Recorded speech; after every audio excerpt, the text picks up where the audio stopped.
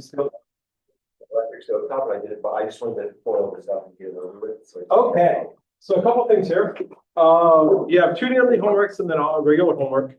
I do a lot of cutting and pasting, and I didn't realize it until Grayson pointed it out. But the homework 7, daily homework 7 and 8 are due at the same day. That's a mistake. Daily homework 7 will be due tomorrow, and then daily homework 8 will be due on Monday. Okay.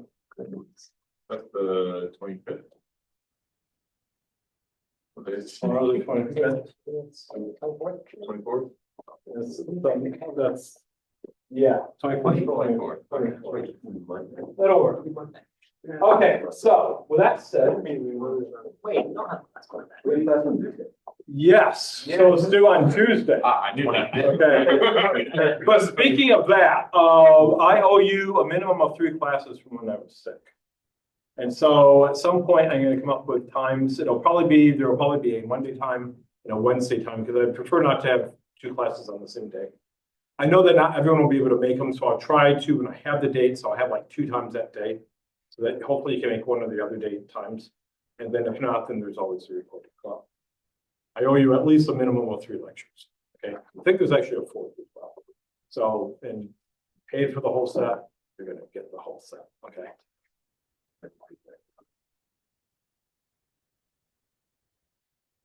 Okay.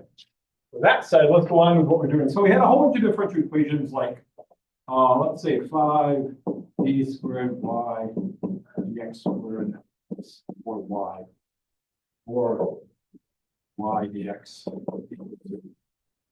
Okay, tell me what that differential, classify that differential equation for.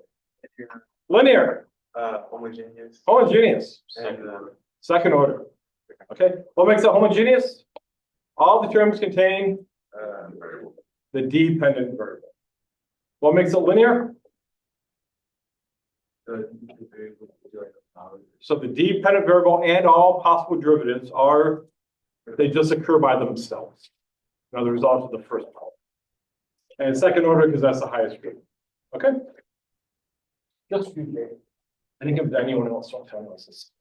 There's a mistake. Daily homework 8 is due on Tuesday, not on.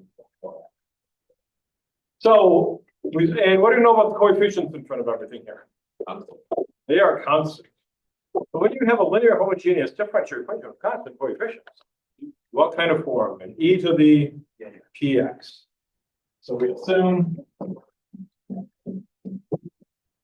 y equals e to the px. The reason we do that is it's going to take our differential equation and convert it to an algebraic equation. We can then to a polynomial. We can solve the polynomial for the roots. Then we have our solution. Okay, so if I take my friend y and put it in here, what do I get? 2 derivatives of that give me? Or p squared. Okay, what was squared? P. Okay. So this is going to be 5 p squared e to the px. Okay, plus 4p e to the px. These are the px's go out, so this gives me 5p squared plus 4p equals 0. What are the solutions to this?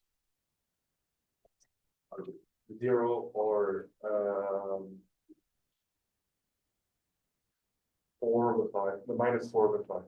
Everyone agree? There's going to be a tempting wrong thing to do here. What's going to be the tempting wrong thing to do? Divide by 0. Yeah, you're going to divide by p.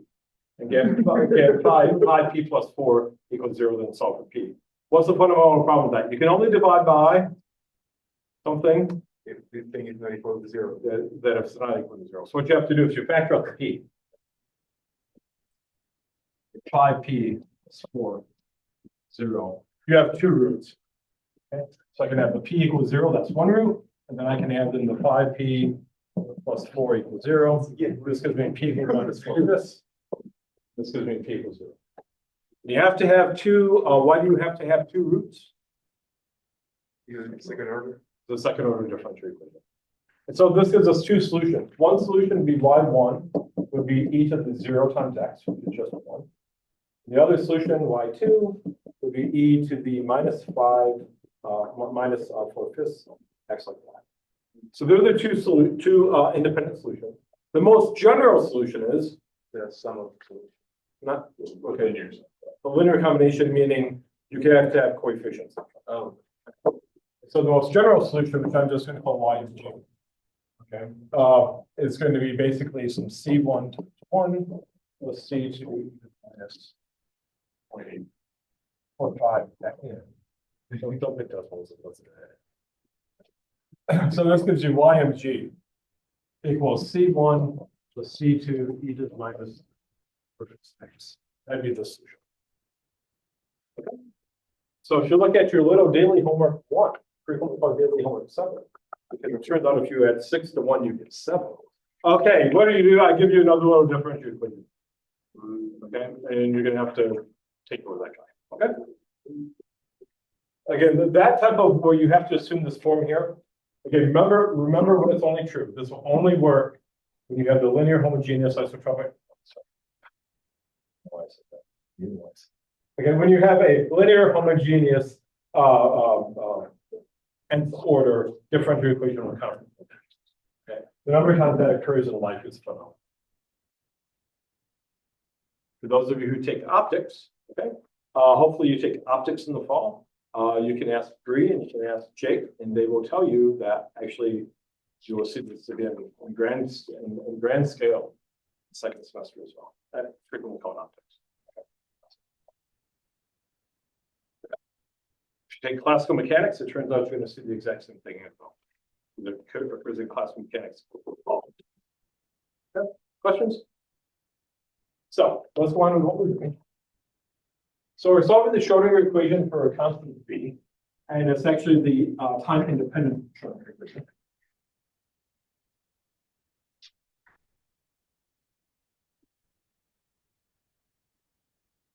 It's the time-independent one-dimensional Schrodinger equation, my buddy here.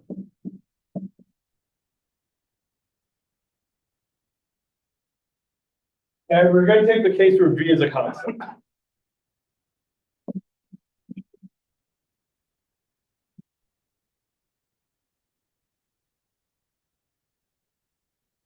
Why? Because actually we can get a lot of mileage. So we took this term over here and multiplied by this term here like this.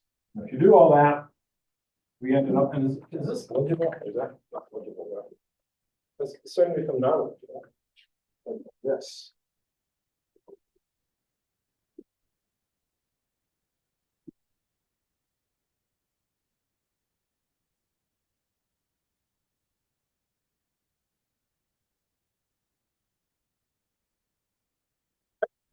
And what did we do last time? Last time we took the case where how are V and E related to each other?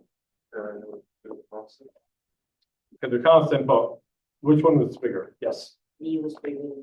Yeah, so last batch. We took this. Okay. And what did that give us here? Okay. If this V is greater than E here, then what is this from here? Negative, but we have another negative. The whole coefficient is positive. And so we rewrote this as this.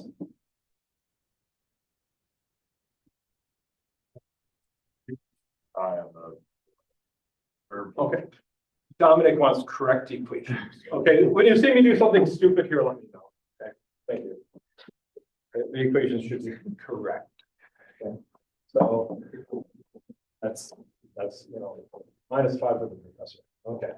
So what did we do? We called all this stuff here. What did we define it to be? Beta squared. So we ended up with this.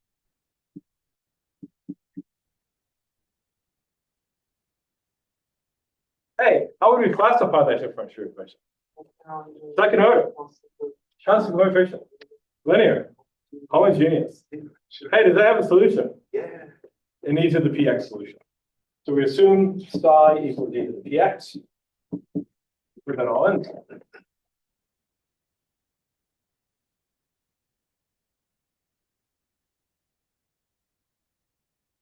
That gave us p squared equals beta squared, and so we got p equals plus or minus beta.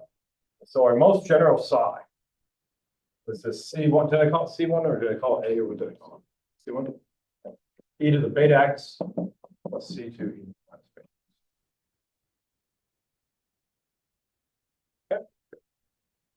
That makes sense? Now, let's do the case where we flip it.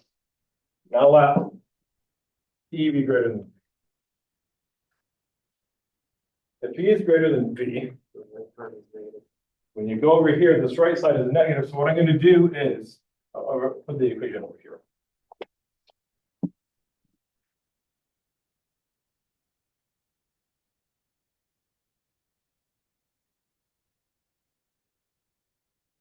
What do you know about this term here? If E is greater than B, that term here in the box is positive. So the term in the box, we define this to be k squared. So k squared is going to be 2m h bar squared E minus B. So this equation here gives me.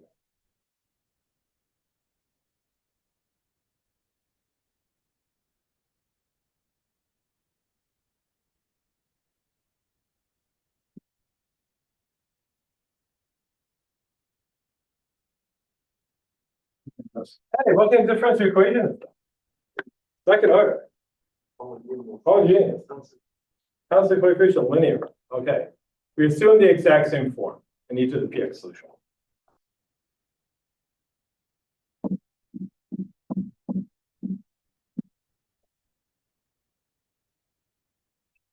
So by two derivatives of this, oppose on two factors of p. So I get p squared e to the px minus k squared e to the px. Or e to the px go out. So what does my p equal? I k, no, I squared of k. Okay. No, minus, no, yeah, I squared, yeah, I squared of k. If you, Okay, let's take square root.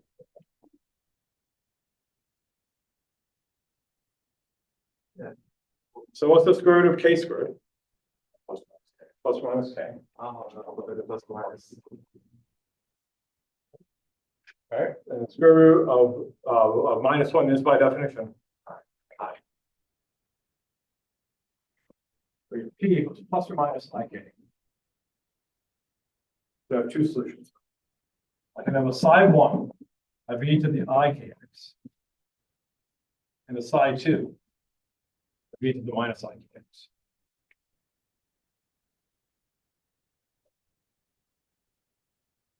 So the most general wave function I can have is what? Linear combination of the two. A linear combination of the two. So I'll call this psi most general. Do you want me to change? Let's use a psi 3. C3. So I'll say that this will be some C3 to the IKX. The only reason I'm using C3 is because I had a C1 and a C2. Okay.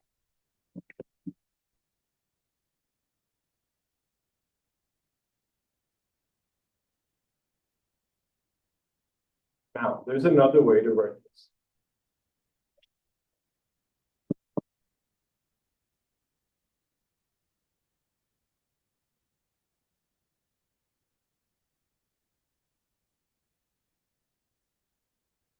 What do you know about e to the IKX? It is.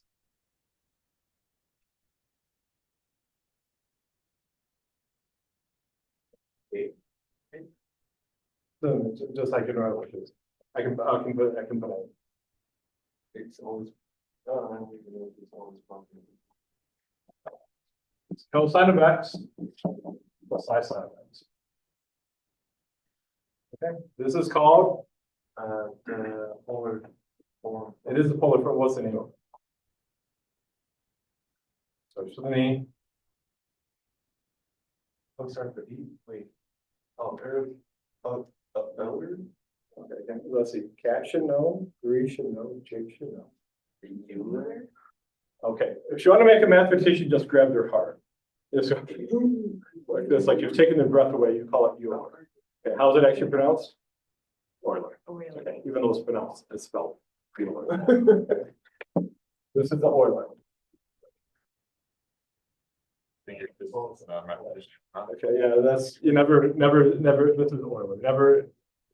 Okay, spelling is not my strong point, if you don't know. You may not have guessed that, but I'm actually spelling it correctly. That's pronounced right. Okay. Again, you could say Euler and a mathematician just like they may not survive. Okay, prove that. Proof. You just have to have this down. This, you just have to, the number of times you use this in life is phenomenal. You just have to know it. Give me the truth. What's one of the most important things you'll learn to count to? Taylor expansion. Okay. So let's do a little review of some Taylor expansions.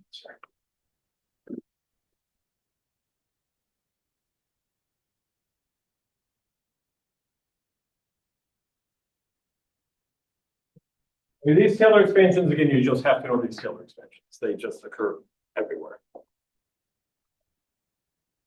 What do you know about using the X? What's a Taylor expansion? So.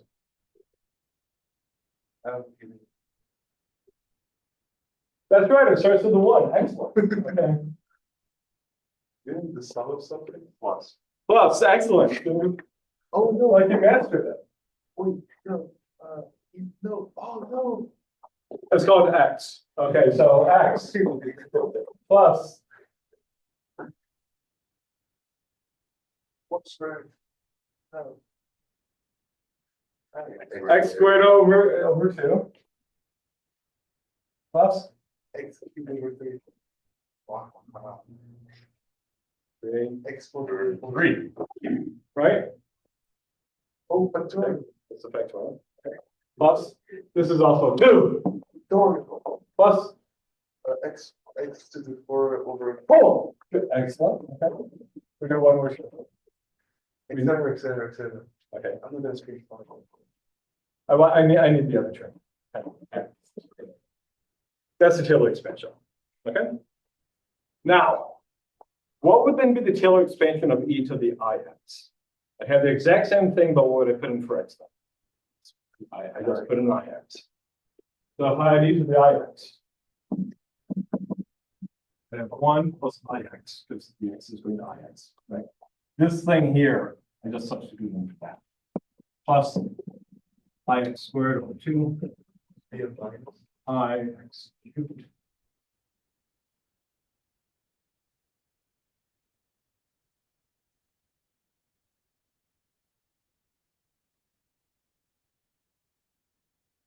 Okay. What happens if I take ix and square that whole quantity? What do I get? I get minus x squared over 2. So that's real. So I'm going to put the real term. So I'm going to correct this as ix equals 1 minus x squared over 2. In here, what other term would be real? X to the 4th. Or ix to the 4th. Yeah, ix to the 4th is going to be real. What is ix to the 4th? X to the 4th over 4. How's your minus? Plus. This plus.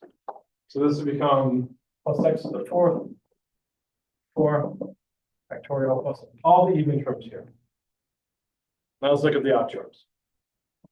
Plus one. Well, this one's here. This is ix. So I'm going to put an I here, factor out the x here. Which other terms are going to have an I in them? 3 factorial times 2. This guy here. So what is I cubed? Think about x cubed. It's going to become a minus I, the next cubed over 3 factorial. I'm going to pull out the I, so you give me this guy here. Do one more term. What is I to the 5th?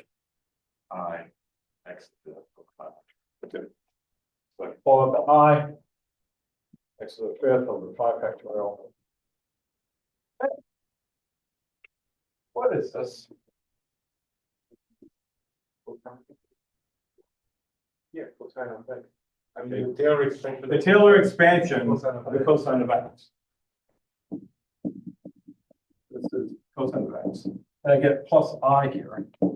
Hey, what is this term here? The Taylor expansion of sine of x. Okay.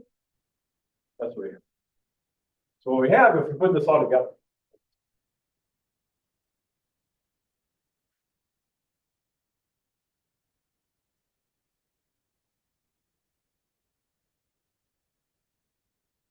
This is psi most general, which was this guy.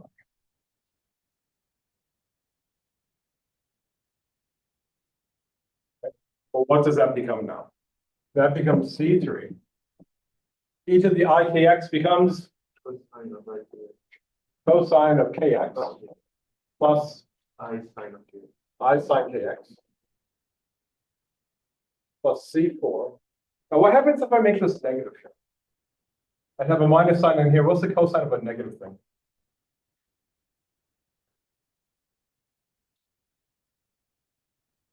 Minus the cosine of the thing.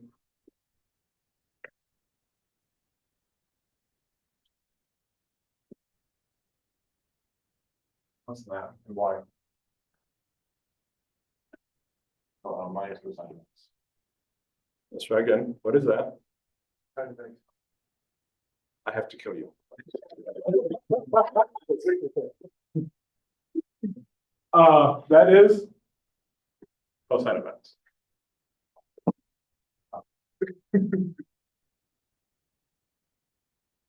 Plot this thing. This is x. This is cosine of x. Now you have this. This is x. This is minus x. When you have f of minus x equaling f of x, we give this a name. This is called what kind of function? Oh, I know. Oh. No, Be careful, it'll kill you this time. no. Is it? No, it's not an inverse. It's Correct, it is not. Metric? No. It is symmetric. Yeah. But Starts with an E. can you give E? Wait, Yeah. E? Yes. Can you give single letter? No, please. Rhymes with believe in.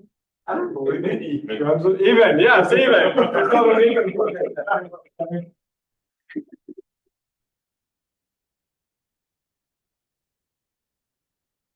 So if I have then the cosine of minus ikx, I have a minus sign in here that would also then become positive. So this becomes cosine of kx. Now, what happens if we have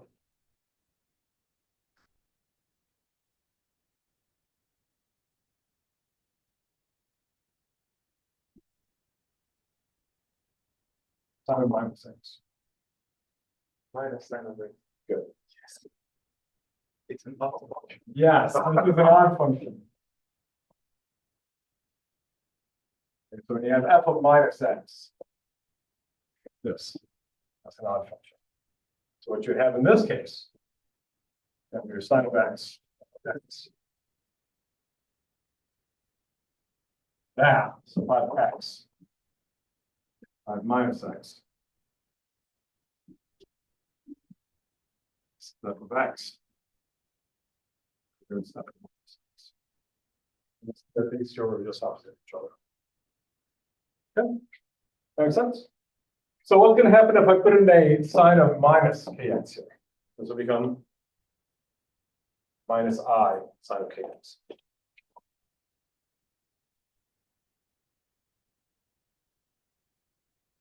Okay, what can we do? We can group all the cosines together and group all the sines together. If I group all the cosines together. I group all the sines together. Get this. Okay. What is the constant plus the constant called? This is a new constant. Feedback. And we can call it C5. Okay. What is I times the difference of two constants? The whole thing is itself just nothing but a. Just, well, I don't even need the I, it's just another constant. Okay. So I'm going to call this whole thing here. Call this C6. This whole thing here, I'll call C5. Oh, really? You just, I mean, no, I We just observed it in here. It's just a constant. So It's really wise to also buy this thing. no, you're almost always going to write it like that. Okay. So there's two ways of writing this. You could write it like this, or you could write it like this, and there's going to be times we have to do both. And when we look at a metal, I'm going to eventually show you, explain what a metal really is. It's in terms of band structure. In order to understand what a metal is, you're going to need this form. Okay. We're going to look at actually something called a particle in a box almost immediately now. You're going to need something like this. Okay, so I'll give you the rule of thumb of when you write this form when you write this from the quantum mechanics. This is going to be for bound states. These are going to be for traveling states. But we don't know that yet. Okay. Does that make sense? Now, let's actually put these two pieces together and actually do a whole problem. What I want to do is something called the particle in the box.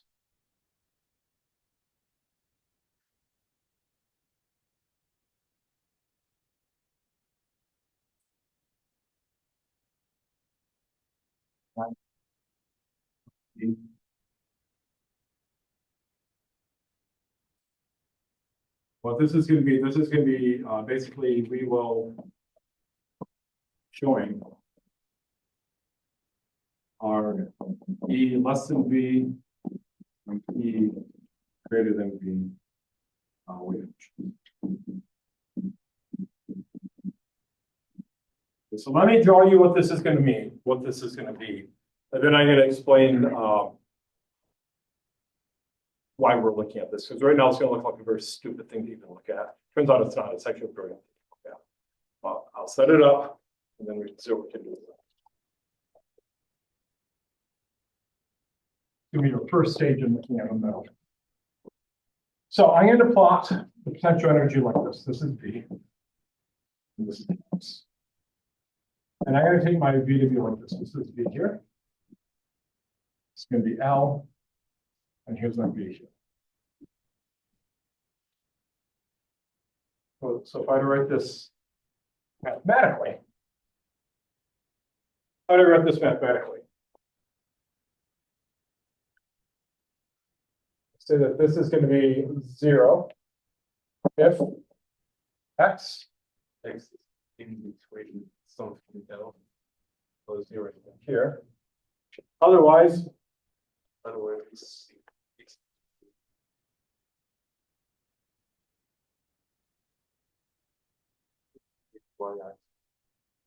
did speak. So you need Otherwise, V one. So this is a function of X here. Yeah. And so this is a constant here. This is what this looks like. So it's V, our function here, V, is constant here, the positive constant. Here, it's 0. Here, it goes back up to V. Okay? And I have no idea what the energy is, so I'm going to put one in. I'm going to say, suppose the energy is this. Suppose this is the energy of my system. Well, hey, what do we have in this side here?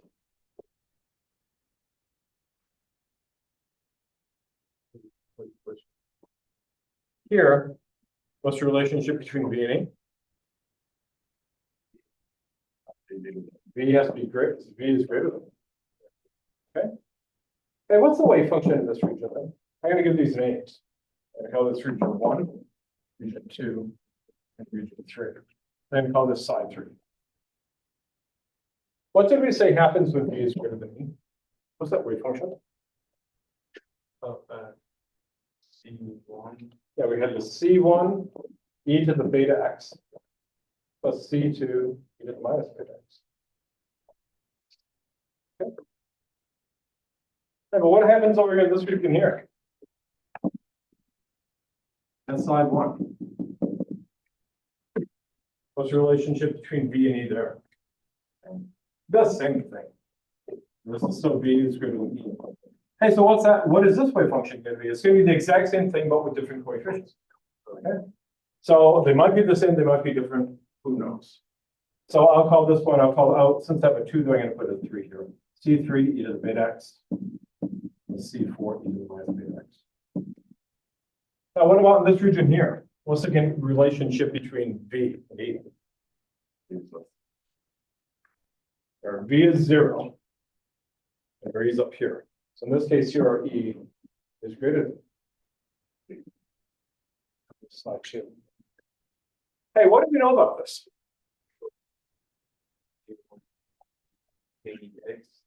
IKX. So plus D2 to the minus sign. Yeah, I can write this as write this as 2 ways. I can say that this is going to be some C5 e to the IKX plus C6 e to the minus IKX. Or what did we just show? We can write this in terms of sign length. We changed to like 7 and 8. To use 5 and 6. I'm using just 5 and 6 just because I have a 4 here.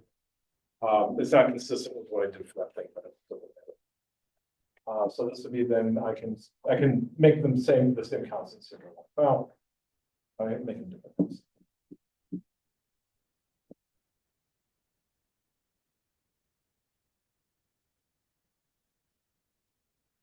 There are reasons which aren't quite clear yet. It turns out we're going to use this one.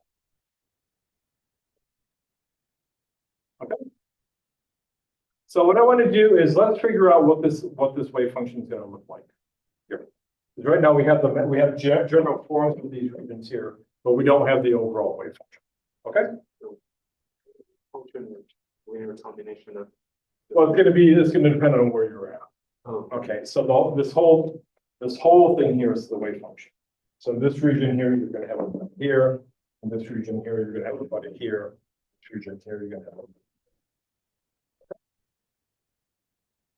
So let's start figuring this out. Let's put some conditions on the side.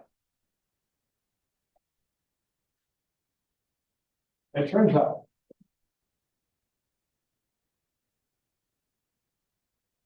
some satisfies several boundary conditions.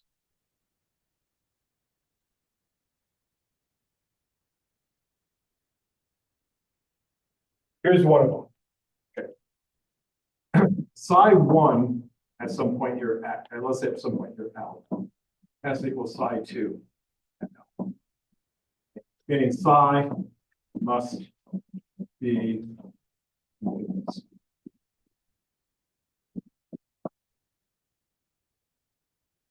let's figure out what that means and why it's going to make perfect sense why we do this.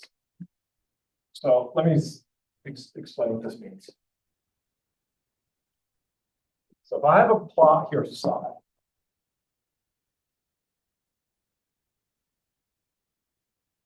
chalk continues to chalk. That marker, they just do not last long. X. Let's say here's a point now. Let's say I have some wave function like this. Psi 1. Let's say I have some wave function like this. This is psi 2. What does that condition over here mean?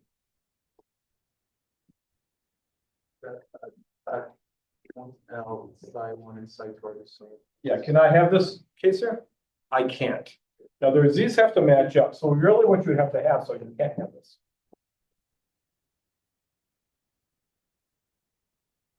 Now let's figure out why this makes sense. Okay, what happens if I square psi? What do I get? How do I interpret it?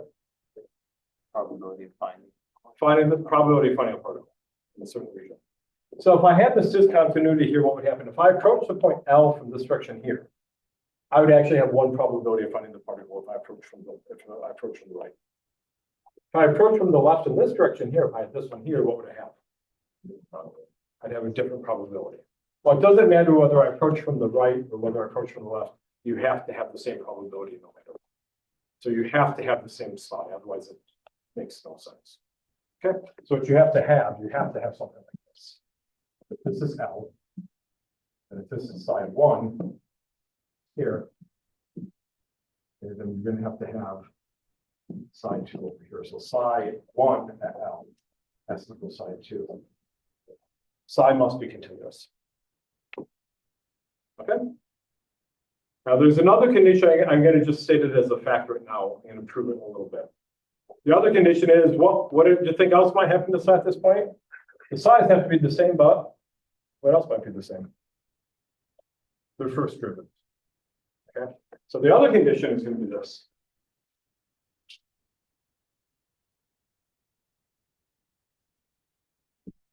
We will assume that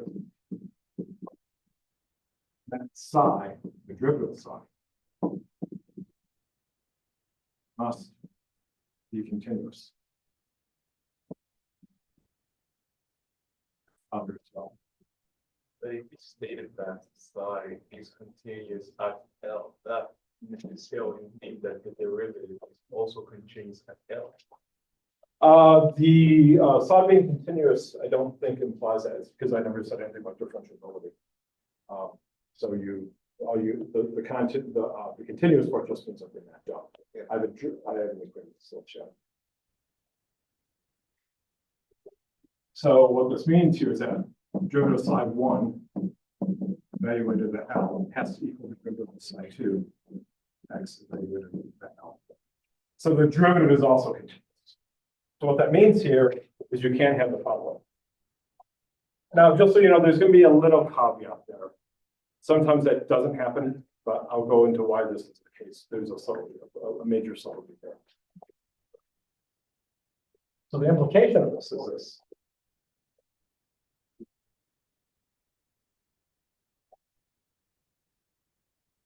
So that means here, I'll plot my side here.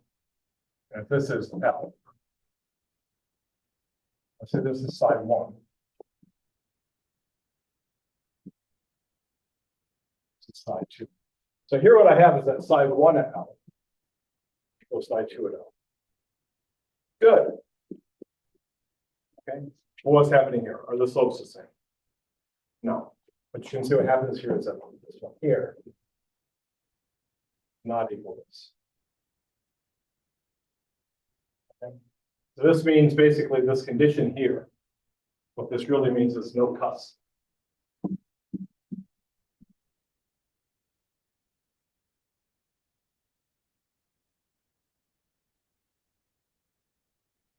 Us per cup.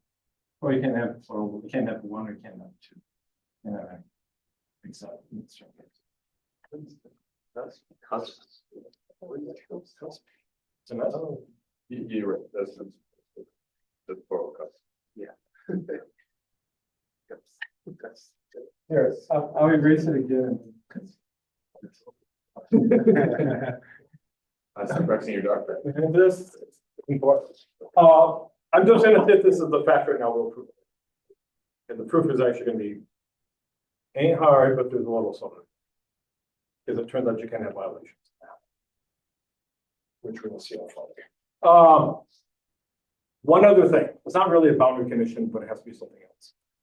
What happens if I take psi squared and integrate it over all space? What does that have to equal? Has to equal 1. So can psi ever go off to infinity? No.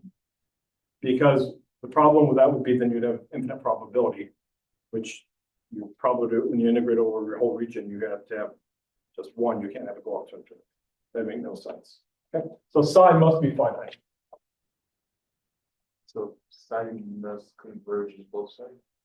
Well, it has to be finite. So the other condition, this isn't really a boundary condition. This is not a boundary. Is that psi must be finite. Now that said, let's tackle this and let's see what kind of animal we have. Okay, let's look at this over here. Okay, this psi, where is this psi 3 valid for? Region 3. Region 3. Oh, how long is region 3? Currently on the 5. Well, it goes from L to infinity. Okay. What do we know about beta? Beta is a positive or negative number. It's positive. We got a problem here. What's the problem? Positive exponential.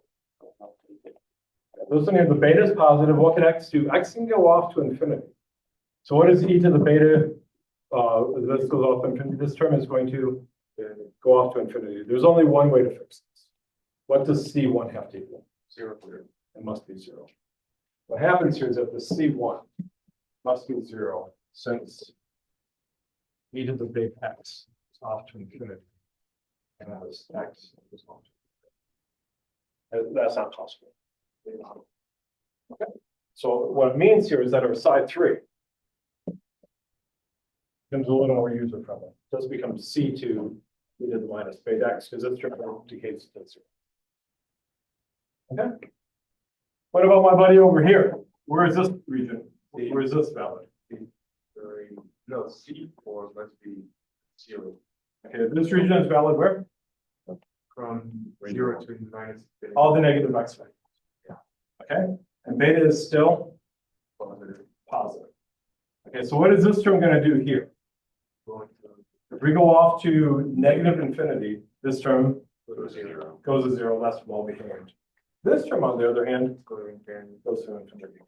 What happens here is that this term here, x equals zero. The reason why is that e to the minus beta x goes off to infinity as x goes off to minus. So our c at psi 1 becomes c3 e to the beta x. Is there like a mathematical reason for this, or is it just? Well, I mean, it's entirely a physical reason, but you need an interpretation for this, which we have this, the square of this is your probability to find the particle in the whole region. And so if you integrate over all the region, it has to be one, so that psi cannot go off to infinity. Just for that making sense. so it has to converge to zero. I mean, you have to have an instant. No, there's some subtle rules that we're not going to get into. And there's an interest that we don't need. Okay. So let's, this is kind of cluttered. So what I want to do is I'm just going to redraw the picture basically with better rules here. So I'm just going to redraw this, but with my size now being.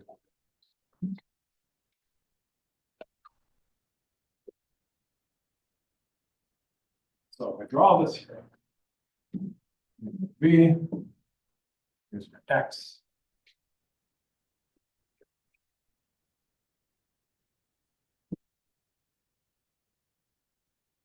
One, two, here's my E.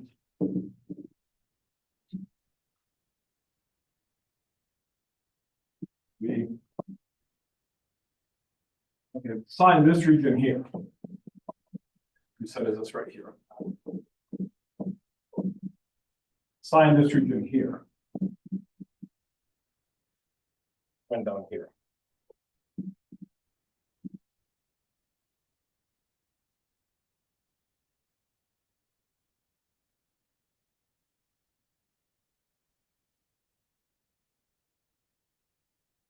Region over here, my side 3. My friend over here. Okay.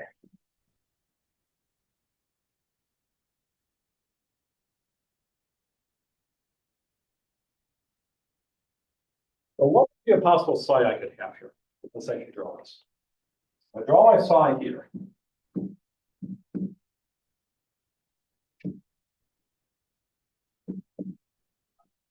Okay. What might I have? This would look like what?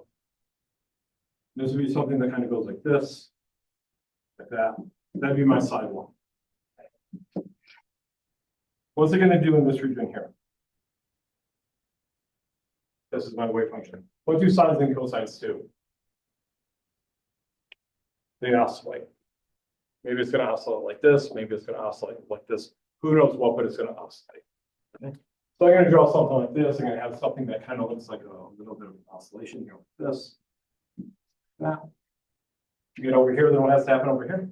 It has to then do. So this is my side 2. And then this one here has to then go like that. That has to be my side 3. Or I could have something like this.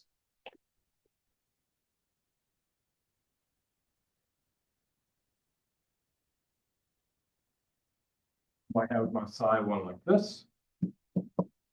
Maybe this is going to go like this. Then I can go like that.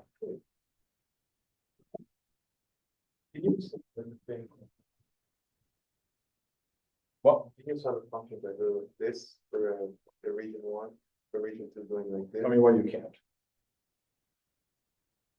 Wait, is the slope of the negative? Well, the slopes are not matched. Oh, You can go up like that and then. Yeah. Slopes are not. Wait, the reverse. What? The slopes are the same. Slopes are the same, sides are the same. No match. That's for the second one. Yeah, I think it's intended to match, just it looks like that's the peak. Oh, It doesn't have, because this is not a pure sine or cosine. So it doesn't necessarily have to match, right? It's right here, but they're the same. What else might you have?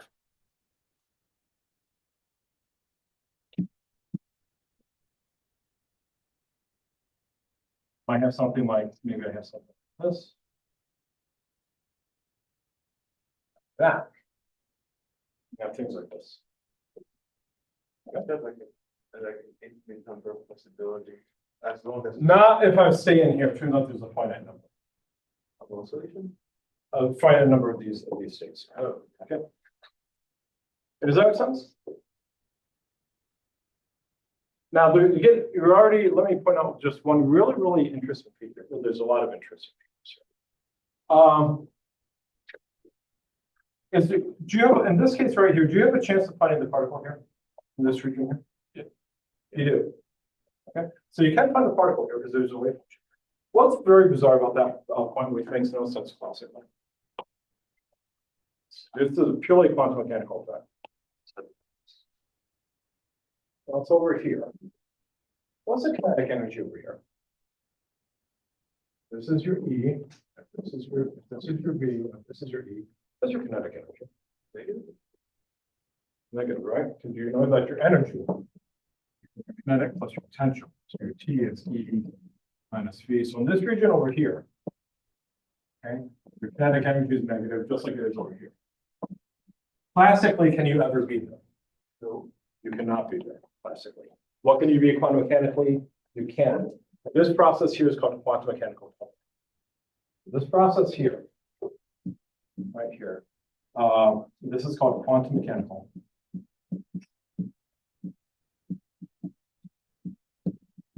tunneling. But is this really happening? Do Yeah. you really have like a negative kinetic energy? Quantum mechanical is for What does that even mean? there's no classical analog to it. Oh, I mean, there's just no classical analog. You can get a little bit of an analog with that essence wave, and you know, but even there's not really a completely corresponding thing. Is there like a physical interpretation of that? There is not classically. This is a new physics. It's entirely new. There's no different connection. So this is called quantum mechanical tunneling, and what it means here is that the kinetic energy is actually negative. And why can kinetic energy not be negative classically? What is kinetic energy classically? Well, then that should be negative, but that can. 1/2 m A squared, but the only. Can anything there be negative? No. I mean, no, but like the only thing that can be negative is that. Turns out mass is not negative classically. Yeah, no, I know. Turns out it really isn't. Okay, I measured it. It turns out already positive. Yeah, negative mass? Yeah, it's in my basement. But I was sure anyone's a secret. This can only be positive classically.